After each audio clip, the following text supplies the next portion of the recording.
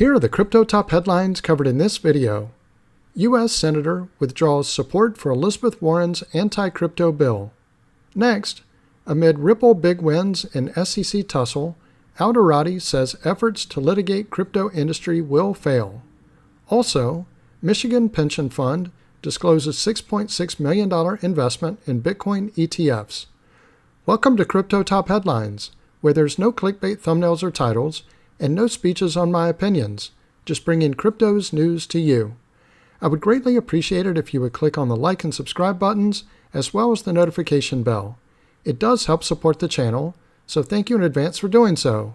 Now, on to these headlines. Our first top headline, U.S. Senator withdraws support for Elizabeth Warren's anti-crypto bill. Republican Senator Roger Marshall has withdrawn as a co-sponsor for an anti-crypto bill he co-created with Senator Elizabeth Warren in 2022.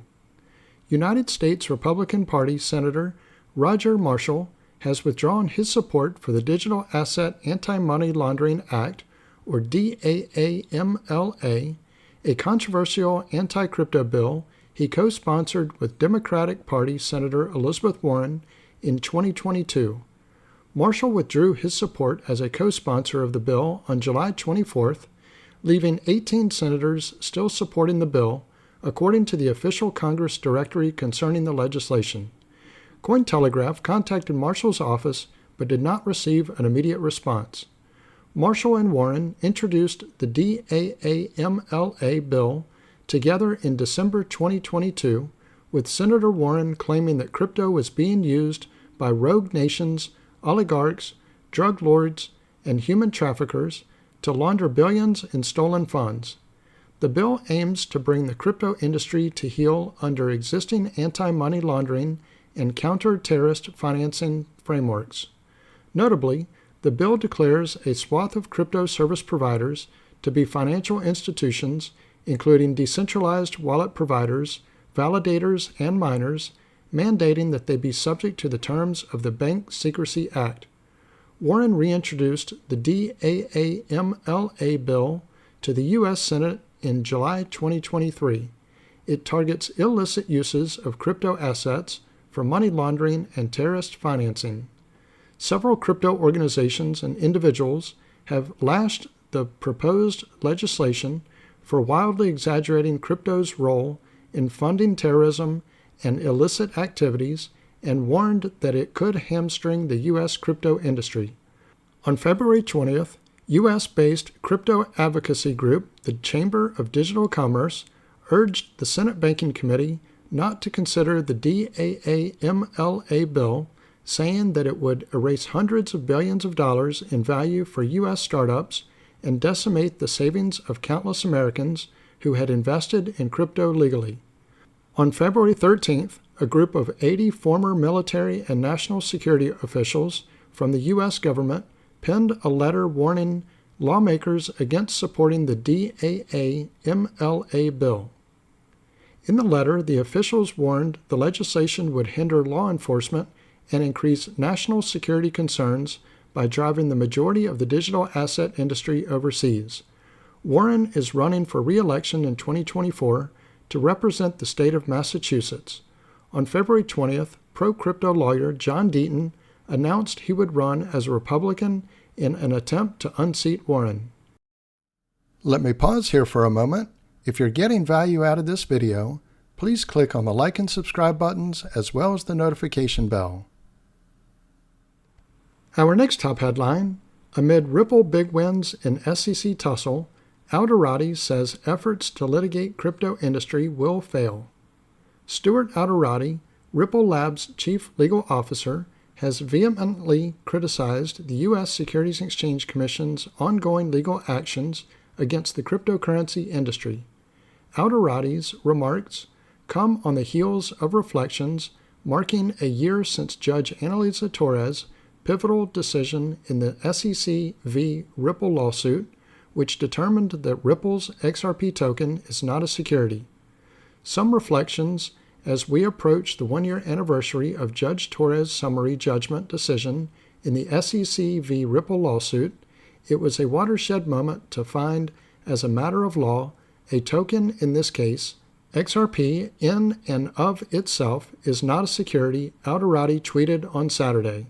He further underscored that this ruling not only vindicated Ripple but also set a precedent that has reverberated across similar cases, including the recent scrutiny faced by Binance.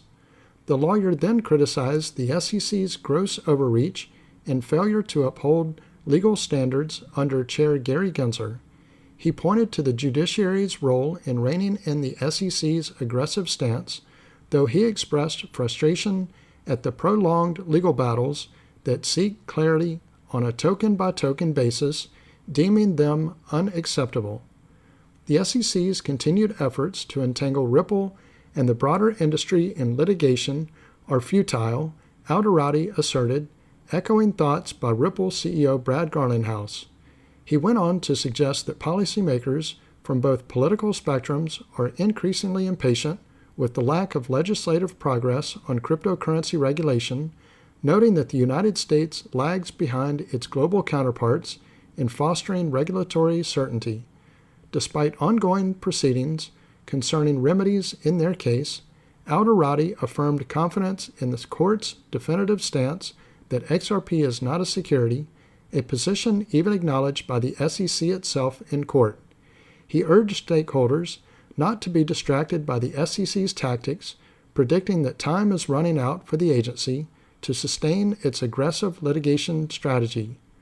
Don't be distracted by the SEC's continued efforts to mire Ripple and the industry in the litigation trenches. That runway is running out for the SEC. Ripple and the entire industry has and will emerge stronger long after Chair Gensler is gone, he added. Notably, the SEC's pursuit of Ripple has been contentious, marked by the agency's request in March 2024 to impose significant fines amounting to $2 billion in March. This request was, however, contested by Ripple, advocating for a reduced penalty of $10 million. That said, while the parties have not yet agreed on a settlement date, speculation that it could arrive sooner than anticipated, with Ripple having already bagged many wins and the prospects of an appeal by the SEC low. Our next top headline, Michigan Pension Fund discloses $6.6 million investment in Bitcoin ETFs. In an SEC filing, the state's pension fund disclosed holding 110,000 shares of the ARC21 shares Bitcoin ETF as of June 30th. The State of Michigan Retirement System reported investments in a spot Bitcoin exchange-traded fund, or ETF, offered by ARC21 shares. In a June 30th filing with the United States Securities and Exchange Commission, Michigan State Pension Fund disclosed holding 110,000 shares of the ARC21 shares Bitcoin ETF under the ticker ARKB. The approximate value of the shares at the time of filing was roughly $6.6 million, a small percentage of the fund's billions of dollars in assets. The filing suggested that Michigan was the third U.S. state to explore allocating a part of its pension fund to crypto through exchange-traded funds since Bitcoin ETFs were approved in January. In May, the State of Wisconsin Investment Board reported a $164 million investment in spot Bitcoin ETFs offered by Grayscale and BlackRock. On July 25th, Jersey City Mayor Stephen Fulop hinted at a 2% investment in Bitcoin ETFs by the city's pension fund. Cointelegraph reached out to the Michigan Department of Treasury for comment but did not receive a response at the time of publication. The ARC21 shares Bitcoin ETF, which opened for listing and trading on the CBOE BZX exchange in January, had a net asset value of $64.68 as of July 25th. This suggests that the Michigan investment could be worth more than $7 million if it maintained its holdings. The fund manages roughly $3.2 billion in assets under management.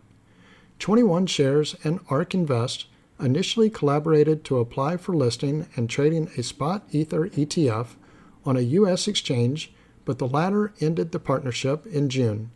The announcement followed the SEC approving spot Ether ETFs for the first time in May, with BlackRock's iShares Ethereum Trust and others going live on July 23rd.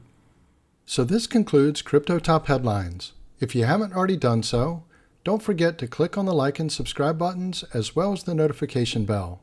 Also, leave your thoughts in the comments and share this video with your friends and family.